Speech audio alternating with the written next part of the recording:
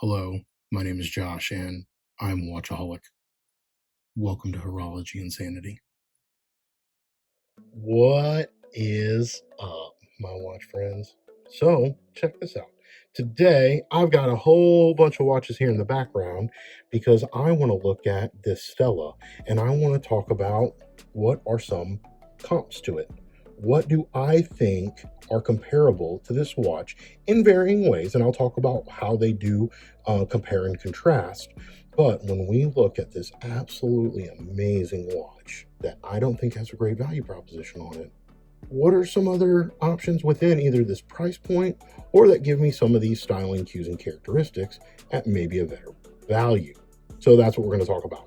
Now, first, if you haven't watched it already, go check out the review or not a review video that I did of this. I go over everything that I think is valid and important if you're going to try to either go on the hunt for one of these or pick one up or contemplate picking one up. So hopefully that will help in the long run.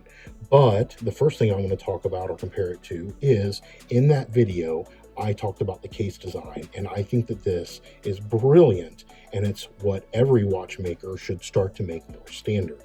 And that is to have the lugs meet up kind of in the middle of the movement or overall case size so that the bottom wears into the wrist and the overall wrist feel wears thinner. And I think that these are great examples of that. Now, here's a couple of examples. The Xeric here is a great example of this is the first watch I ever experienced that was thick and didn't wear thick. And then I started to notice, oh, it's the case design. So now let me put that over here. You'll notice that traditional, having a turn down lug is the same, but notice that the overall bottom of this case is the bottom of the movement, shy of the case back. And so this is what you'll see more traditionally. And here's the funny thing, even though this Vario is thinner than this Stella wears as thin or thinner than the Vario does. And it's all because of case design. So I think this is brilliant on Stella's part.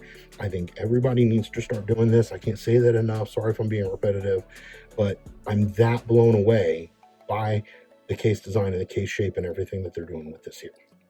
So the other one, the reason that I wanted to bring up the Vario is because I think when you're looking at really unique and interesting designs like this Stella, you have watches at a fraction of the price that have a similar kind of unique design. The first one here is this Vario. Now I have one other Vario. It's fantastic too. It's the black one, but this silver white, man, it just pops. Now Stella being a New York based company, I guess, the Vario Empire is also it's in Singapore, but it was based on or a kind of a dedication to the Empire State Building and to New York. And so on the quartz, you see this is the limited edition hand wine, but on my other one is the quartz. It has a beautiful case back of the Empire State Building and stuff. So if you want a New York reference, then the Vario, the Stella, they both have those.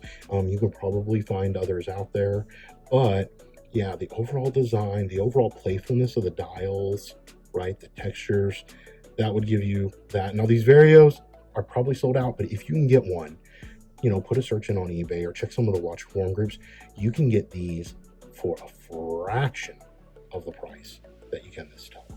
Now the movements are a big reason for that, and so you're going to be like, oh, these have two different engines in them, you can't compare the one to the other. Well, I just did, right? And I think it's because you can compare one thing with another with a third, like a price point, and the comparisons are therefore proportional. So that's just me. That's the way my math brain works.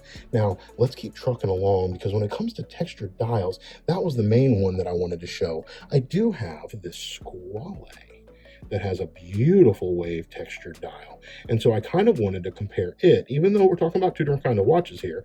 Of course, the Stella has a fixed bezel, the Squale has a diver, but the other reason I wanted to compare this is because you can see that Squale kind of did the case design, and Squale's known for their cases, right?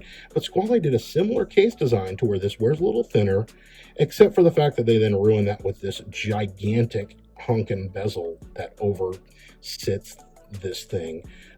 They turned what otherwise was the the most refined watch I've ever put on my wrist into a giant hunk of metal because of this.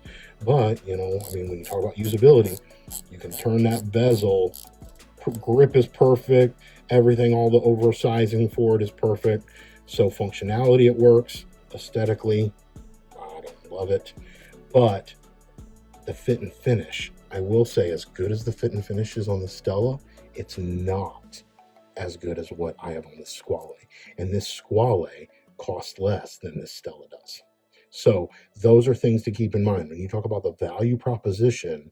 And again, I know Squale is known for their cases. I also know that Squale is one of those brands that are, yes, not everybody loves them. I don't have a problem with them, and I think they're fantastic watches, and I think they've got some watch heritage that is legit.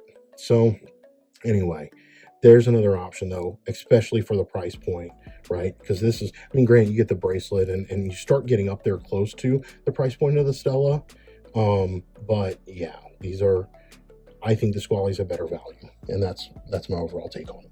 Now, the last one I'm going to show you, and this is, well, I probably should save it to the end, but I'm not. It's because it's a textured dial, and that is my Grand Seiko. Now, I've got the Sarks 055, which I could have pulled that out too, but when you look at the cross hatching of the Stella, it kind of reminded me a little bit of my Grand Seiko. Now, this is the SPGA 387, also known as the Glacier in some circles, like the Grand Seiko Owners Group. But it's definitely, the cross hatching on the Stella is more of the linen pattern, so it's thicker and bigger. Now, I wish I had the linen dial Zelos Nova to show you, but I didn't pick one up, and I haven't gotten one on loan yet. But I would also check out the linen Zelos Nova. You'll also notice, and this is where, again, you got to take price into factor, the finishing on the Stella is nowhere near this Grand Seiko. But the Grand Seiko is also quite a bit more expensive. It's kind of a whole nother tier, and Grand Seiko is known for their finishing, like competing with high horology, Swiss, yada, yada, yada. So anyway, I just wanted to throw that up there as a comparison, but let's keep trucking through with a couple more. Let's talk about some value propositions, right?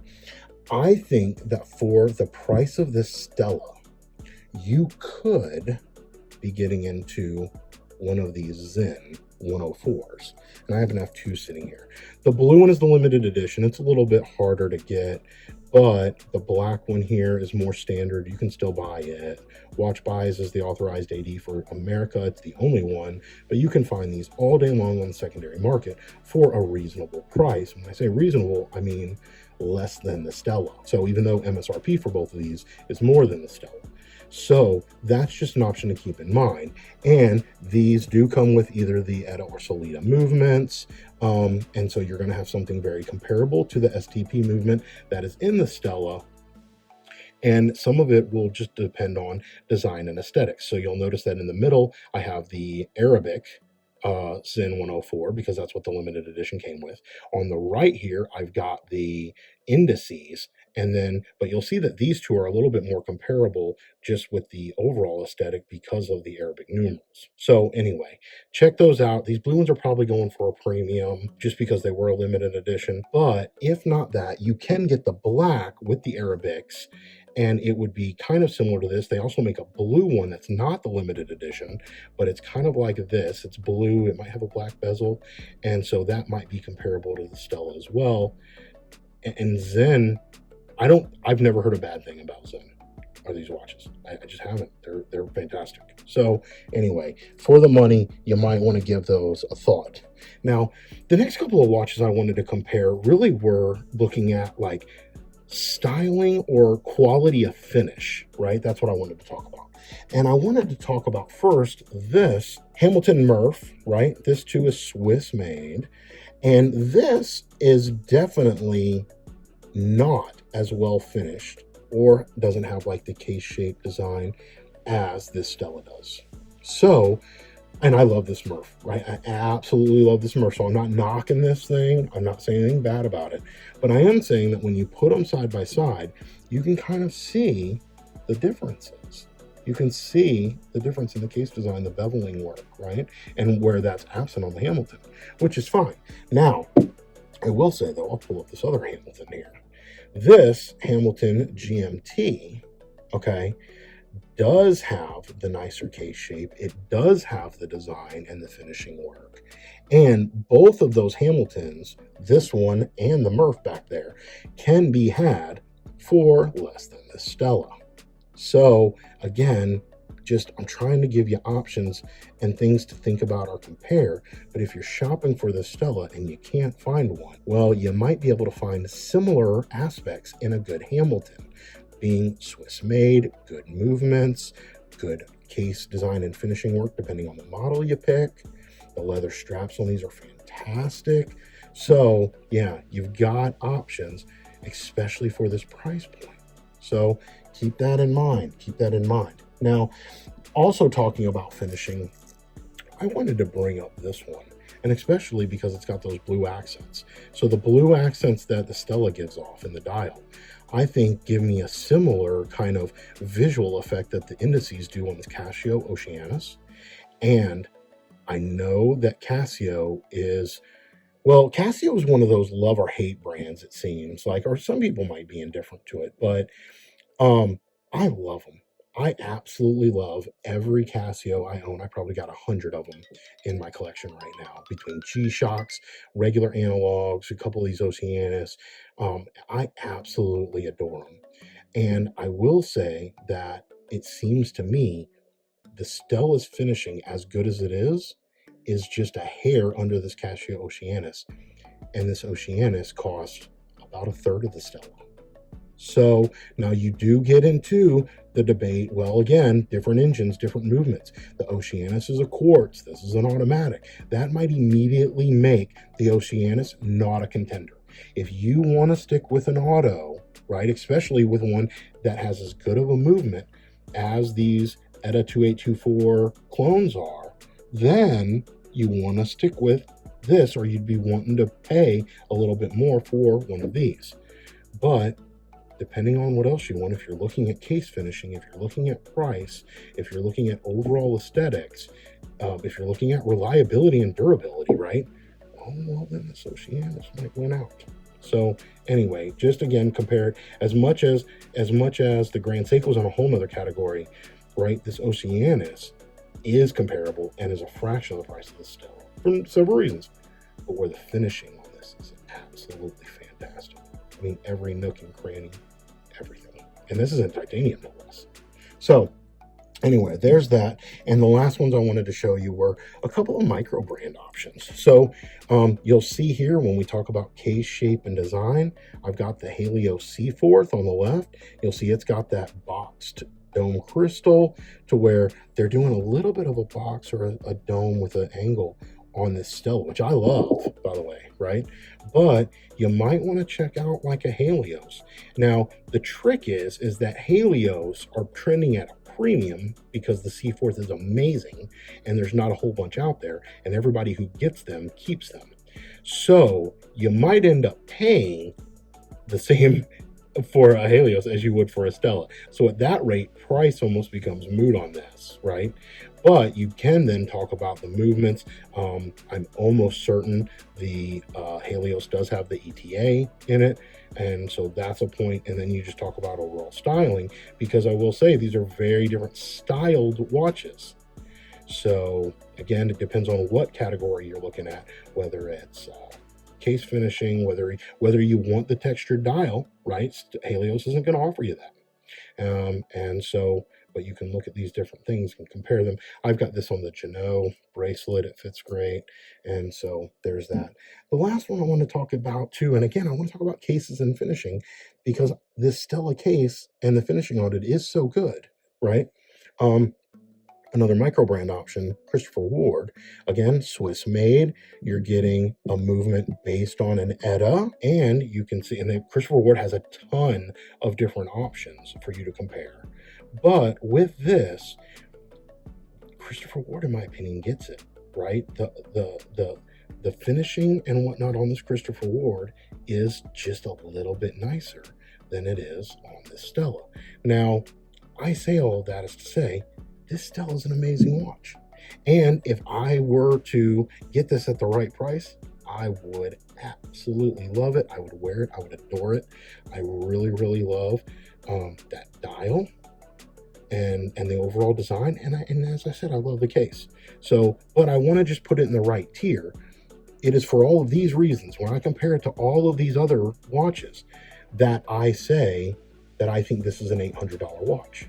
I don't think it's a $1,200 watch.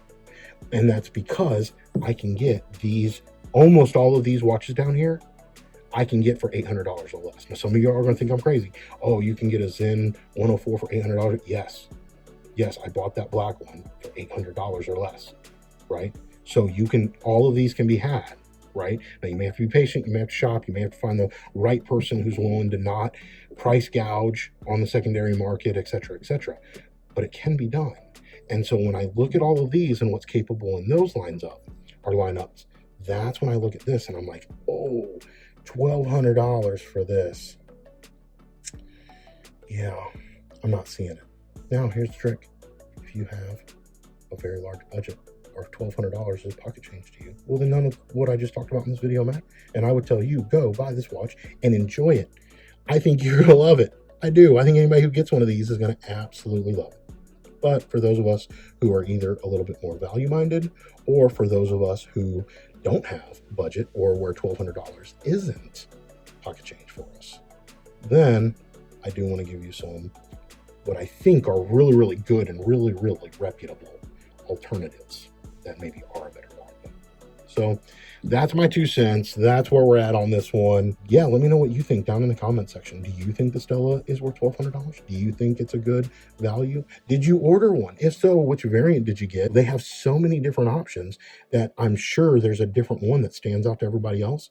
I got lucky getting this one in because this is the model that I would have picked. I love blue, that denim, the linen dial. That's where it's at. Oh man, that's beautiful. Thanks, my friends, for tuning in. Let me know what you think down in the comments. And until we talk again, please remember what really matters. And then that's not watches. Keep the insanity sane.